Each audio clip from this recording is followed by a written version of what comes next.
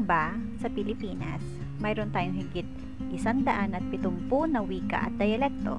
Iba-iba ang paraan ng pagbati, mga kasabihan, at kwento sa bawat rehiyon. Kaya sa seryeng ito, kilalanin natin ang ilan sa kanila. Ngayon, silipin natin ang Kapampangan.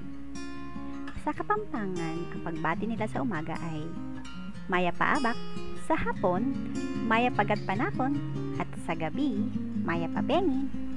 Kapag niyaya ka nilang kumain, sasabihin nila, manganta na!